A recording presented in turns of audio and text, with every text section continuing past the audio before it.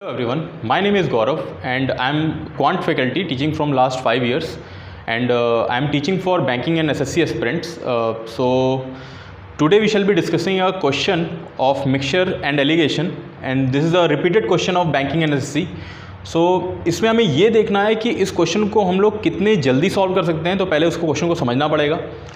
Question यहाँ पे mention किया हुआ है इसमें कि ratio of milk and water in a container is 4:1। एक कंटेनर में आपके पास मिल्क और वाटर दैट इज़ 4:1 उसमें रेशियो है। जैसे आपके घर में दूध वाला भी होता है, वो भी दूध में पानी मिलाता है। तो ये जो दूध वाला है इसमें दूध और पानी का जो रेशियो मिलाया हुआ है वो दैट इज़ 4:1 है। अब इसमें क्वेश्चन में आगे बोला हुआ है कि 10 litres of mixture is taken out. 10 litre mixture निकाल दिया जाता है, मिश्रण 10 लीटर निकाल दिया जाता है और इसके बाद 10 लीटर मिश्रण निकालने के बाद इसमें 10 लीटर ही पानी ऐड किया जा रहा है। 10 लीटर्स वाटर इज एडेड। तो बेसिकली एक रिप्लेसमेंट का क्वेश्चन है। हमारे पास मिक्सचर में एक टॉपिक होता है दैट इज़ रिप्लेसमेंट। तो ये बेसिकली रिप्लेसमेंट का ही हमारे पास क्वेश्चन है और रिप्लेसमेंट का बेसिकली ये स्टैंडर्ड रिप्लेसमेंट का क्वेश्चन है। अब ये स्टैंडर्ड रिप्लेसमेंट क्यों हो रहा है? क्योंकि आप देखिए कि इसमें मिक्सचर कितना निकला दैट इज़ 10 लीटर्स और कितना लीटर वाटर ऐड हुआ दैट इज़ 10 लीटर्स। तो जितना लीटर हमारे पास मिक्सचर निकला उतना ही लीटर हमारे पास वाटर ऐड हो रहा है। तो that is the question is of standard replacement. Now इस सेम क्वेश्चन को मैंने क्या कर रखा है कि 3 स्टेजेस में बना रखा है। एक और चीज़ कि 10 लीटर मिक्सचर निकालने के बाद और 10 लीटर वाटर ऐड करने के बाद जो मिल्क और वाटर का रेशियो है दैट इज इट बिकम्स 2:3। आपको निकालना है क्या है? Initial quantity of milk. Now the question is simple. मैंने इस पूरे क्वेश्चन को 3 स्टेजेस में बना रखा है। अब इन 3 स्टेजेस को पहले समझते हैं कि यहाँ पर पहले स्टेज में जो मिल्क और वाटर का रेशियो है दैट इज 4:1।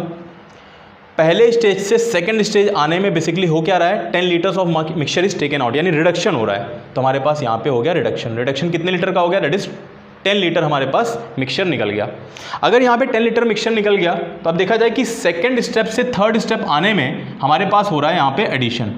सेकंड से थर्ड आने में एडिशन हो रहा है। एडिशन जो होगा वो बेसिकली किसी एक ही लिक्विड का होगा, या तो मिल्क होगा या फिर वाटर होगा। तो हमारे क्वेश्चन में यहाँ पे जो 10 लीटर ऐड हो रहा है वो क्या ऐड हो रहा है? वाटर। नाउ क्वेश्चन को आपको पकड़ना ऐसे है कि जिस भी स्टेज में हमारे पास जहाँ पर भी एडिशन हो रहा होगा वहीं से क्वेश्चन सॉल्व होगा। तो जो एडिशन हो रहा है वो बेसिकली 1 से 2 में नहीं हो रहा है, वो 2 से 3 में हो रहा है। तो 2 से 3 में अगर एडिशन हो रहा है तो आप देखिए कि स्टेप 2 में हमारे पास मिल्क और वाटर का रेशियो है कितना? तो स्टेप 2 में हमारे पास मिल्क और वाटर का रेशियो है 4:1 और स्टेप 3 में मिल्क और वाटर का रेशियो है that is 2:3।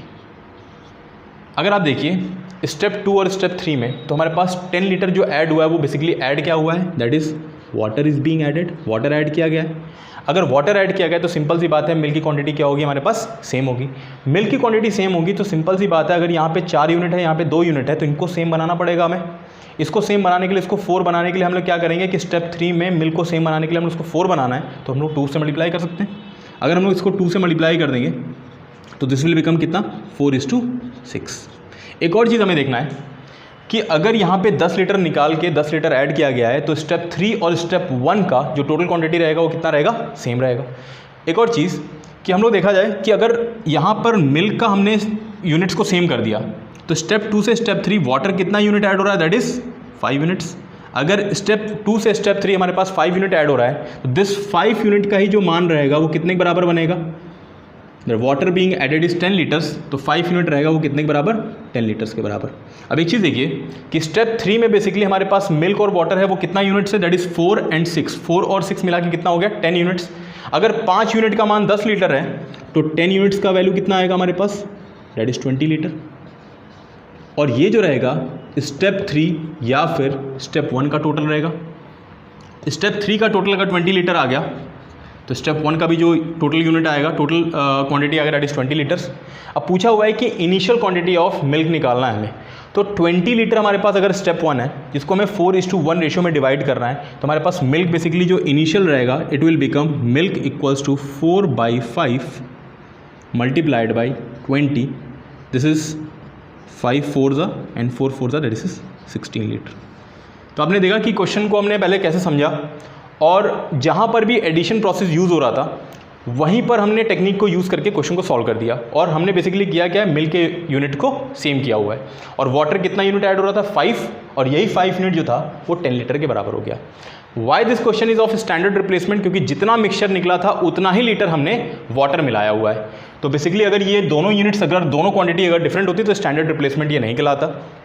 Replacement basically is a two way process, first process is reduction and second is addition. तो क्वेश्चन हमें सॉल्व वहाँ से करना है जहाँ से एडिशन हो रहा होगा।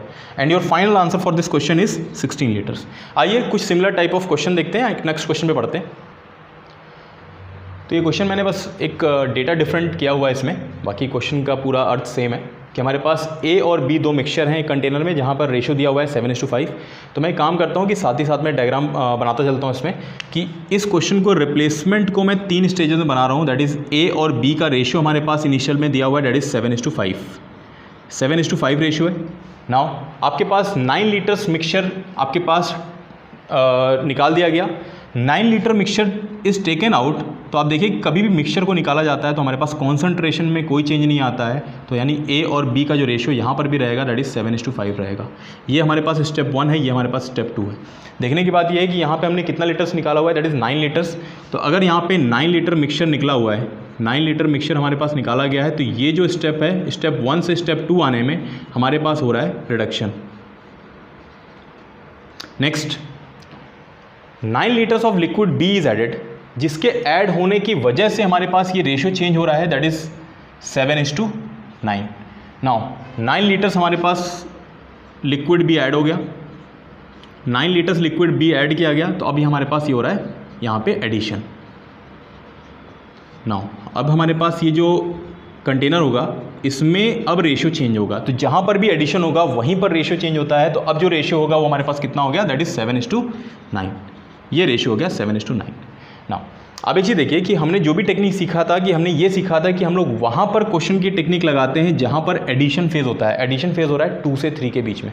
तो आप देख लीजिए कि 2 में हमारे पास ए और बी का रेशियो कितना है और 3 में ए और बी का रेशियो कितना है, वो मैं एक तरफ लिख लेता हूँ। दैट इज स्टेप 2 में ए और बी का जो रेशियो है दैट इज 7:5, और स्टेप 3 में जो ए और बी का रेशियो है दैट इज 7:9। अब जरा देखिए स्टेप 2 से स्टेप 3 में हमारे पास कौन सा वाला लिक्विड ऐड किया जा रहा है, ए या बी? तो हमारे पास ऐड किया जा रहा है बी। अगर बी ऐड किया जा रहा है तो सिंपल सी बात है, if you are adding B यानी quantity of A will be same. अगर क्वांटिटी ऑफ ए सेम होगा तो आप जरा ध्यान से देखिए, तो ए का जो यूनिट्स है वो तो ऑलरेडी सेम दिया हुआ है, तो यहाँ पे कुछ सेम करने की ज़रूरत है ही नहीं। अगर आप बी की देखिए तो बी स्टेप 2 में अगर 5 यूनिट है तो स्टेप 3 में कितना जा रहा है हमारे पास 9, दैट इज़ कितना एडिशन हो रहा है 4 यूनिट का। और एग्जैक्टली देखा जाए तो हमारे पास एडिशन हो रहा है दैट इज़ 9 लीटर्स का। यानी जो 4 यूनिट रहेगा, 4 units that is equals to कितने लीटर के बराबर है, that is this responds to 9 litre, this corresponds to 9 litre. Now step 3 में देखा जाए तो A is 7 units and B is 9 units. 7 + 9 is 16। If 4 unit is equals to 9 litre, तो जो 16 यूनिट रहेगा, 16 यूनिट का वैल्यू निकालने के लिए हमें क्या करना पड़ेगा, दिस इज 4 टाइम्स करना पड़ेगा। तो 4 टाइम्स हम लोग यहाँ भी कर देते हैं, दिस 9 4 दैट इज 36 लीटर। तो 16 यूनिट का वैल्यू आ गया 36 लीटर। तो अगर स्टेप 3 में अगर हमारे पास यहाँ पर 36 लीटर आ गया स्टेप 3, तो स्टेप 1 में कितना आएगा, दिस इज ऑल्सो 36 लीटर। अगर ये भी 36 लीटर आ गया तो आपसे पूछा हुआ है कि find the initial quantity of now liquid B. तो अगर 36 लीटर में अगर 36 लीटर को 7:5 रेशियो में डिवाइड किया जाए तो जो बी का इनिशियल क्वांटिटी आएगा it will be 5 unit out of total कितना 5 + 7 that is 12 multiplied by total is 36 litres. 12 3 5 3 that is 15 litres and this is our answer to this question. So आपने देखा कि क्वेश्चन को कितना जल्दी सॉल्व किया जा सकता है। एंड ये जो डायग्रामेटिकल अप्रोच है just to make it comprehensive, that is why I have used this diagram approach. Else the solution is कि आपको बस यहीं से सोल्यूशन आपका निकल सकता है, तो आपको पूरा अप्रोच लगाने की ज़रूरत नहीं है। So I hope this is clear to you and thank you for watching this video. Thank you so much.